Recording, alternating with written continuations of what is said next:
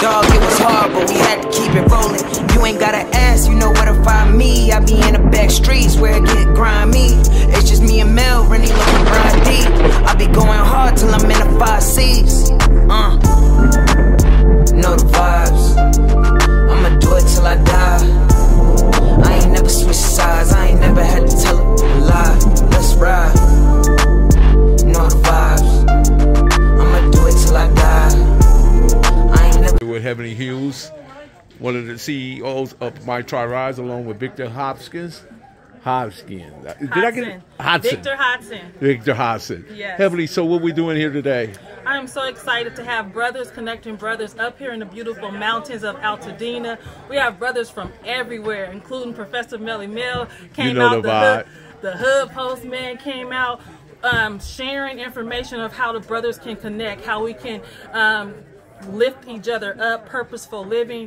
We had so many survivors come and share today, and although it ended up raining, you can see we still got all kind of food. Everybody's eating, breaking bread together. It's just what it's all about, brothers connecting with brothers. How powerful is this retreat we at, though, with everything that's going around the garden, the it animal farm, the school? Beautiful atmosphere here. We're at Village Play Garden, a private school owned by Keith Kanza up here in a ranch up in Altadena. They have gardening, farming. They teach the children all these different things of how to be creative, how to connect with nature, how to self-motivate one another. And we're just having a great time out here today. What do you think about that powerful speech that Bosco Adams gave about the escapists? Wow. Bosco blew my mind. I didn't really know what his story was. So when he shared his story of starting at 11 years old and being given, 35 years to life as a teenager, he ended up getting out and then finding a way to break out of prison. And I think the main part I loved about his story, he said he was meant to be here today because he probably thought that he was going to be in prison for the rest of his life, but he was here sharing his story today, and it's just been a blessing. Appreciate you having me. Once again, Professor Melly Mel, the Dahoodpostman, we're going to go ahead. Can we lock the door? We can lock the door. Lock the door. We out. We really don't give a fuck. But the truth behind that is that we really care, and we've been hurt, and we've been discouraged. So we get to the point to where we become so frustrated because we can't find out who we are and what our purpose is in life. And so we just say, fuck it. And then we start conducting ourselves and behaving in a mannerism that just says, fuck it, we don't give a fuck. We're crying out for help. And I think the purpose for every last one of us here is to reach out to them young dudes out there that's crying for help, so that we can help them get on the track to get where we are sooner than it took us to get there. And the reason I believe in this is because, just like everybody here, is that I'm a prime example. I'm not supposed to be here today. I grew up in Compton, spent my entire life in prison. I first started going to jail when I was 10 years old. At age 14, I was sentenced to life in the California Youth Authority. In the California Youth Authority, I got a staff assault and was sent to prison for 3 years and got out. And when I got out, I was taken back to the California Youth Authority to finish my life sentence. Fortunately, I was paroled, but I didn't stay out long. Stayed out like 7 months, then was sentenced to 7 years in California Department of Corrections for being an ex-felon in possession of a firearm. So after serving 6 years and 3 months, I was released. And I got out, started selling drugs, started selling weed, to be specific, marijuana. And after being out only 14 months, I was arrested for attempting to possess marijuana and sentenced to 35 years in federal prison.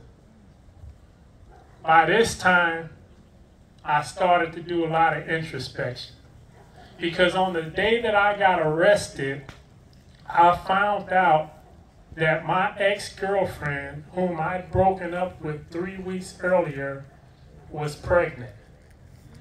So there I was in federal prison, 35 years, and my first and only child was about to enter the world. So it's something about when you realize, when you bring another person into this world and you have nothing but time to think, I think we as men, we realize how our life has been wasted and spent. And how is that going to affect this new life that's about to enter this world?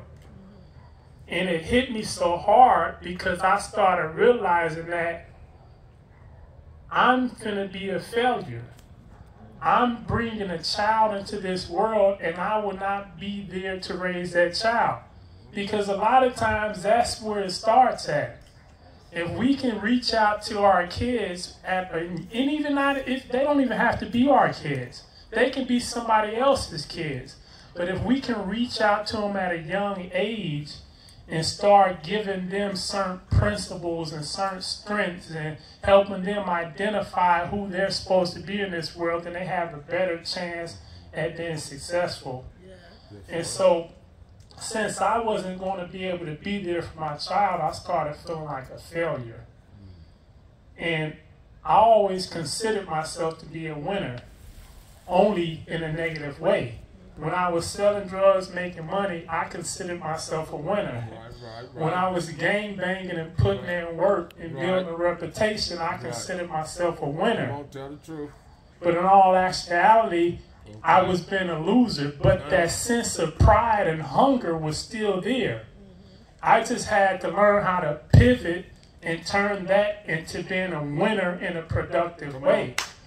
And that's when I started feeling it there, is that, look, I need to be there for my child so that my child doesn't repeat the same cycle that I was in. But I couldn't. So what I did is I decided that I was going to break out of prison. Oh, damn, okay. So I smuggled a hacksaw blade inside the jail and cut the bar out my window and was about to escape. I was going to bring another prisoner with me, and he snitched on me, so they put me in a hole. So when I was in solitary confinement, I escaped. Again, the second time. Got caught coming out of vent. After that, the United States Marshals declared me an extreme escape risk.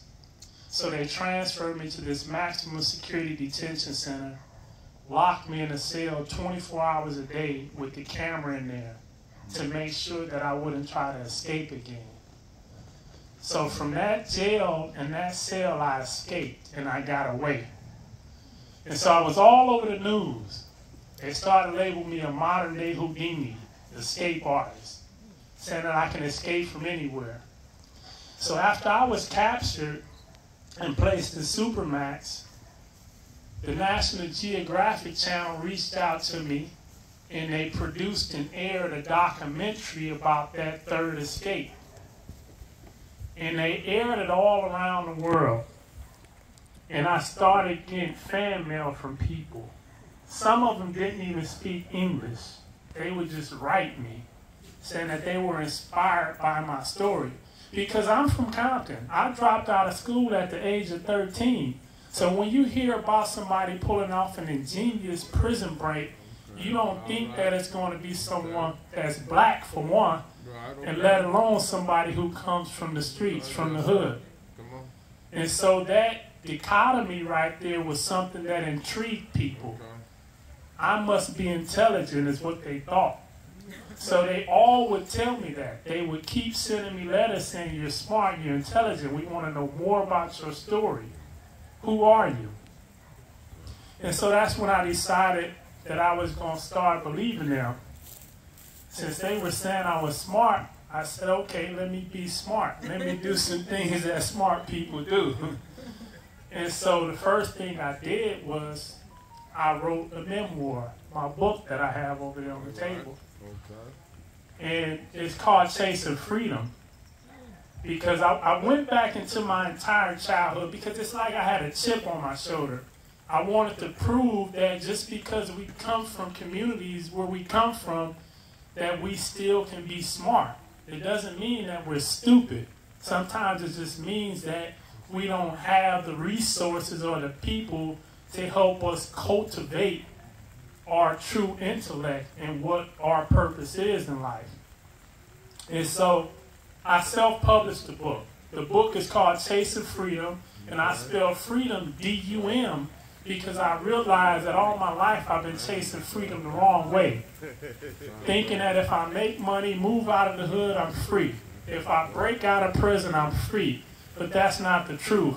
Freedom is something that we find within inside. So once we're able to find out who we are, our meaning and purpose in life, then we're free. So I self-published the book, and shortly after that, a production company reached out to me to make a movie about it. Meanwhile, the second smart thing I did is I fired my attorney, studied the law, fired my attorney, represented myself, and got myself out of prison. So I got out of prison in 2020, July, got out, got full custody of my daughter, produced the movie with A-listers. Tyrese Gibson is in it, Vivica Fox, DC Young Fly, Tory Lanez. Wrapped up production in the movie, filming another documentary about my life story. Morgan Freeman just wrapped up a documentary he's doing about me called The Great Escapes, which is going to come out next month. And I'm doing a lot of great things just to prove that because we come from where we come from don't mean that we're not smart. And that if we find our true meaning and purpose in life, then we can pretty much do whatever we want to do and be successful and great at it. So that's my purpose here, just to share my story and try to inspire others to reach back and show everybody from our hoods and communities that there's a lot to life for us. We just got to persevere and stick together. Thanks. Yeah. Lock the door on him, lock the door on him. Hood postman. Reporting live.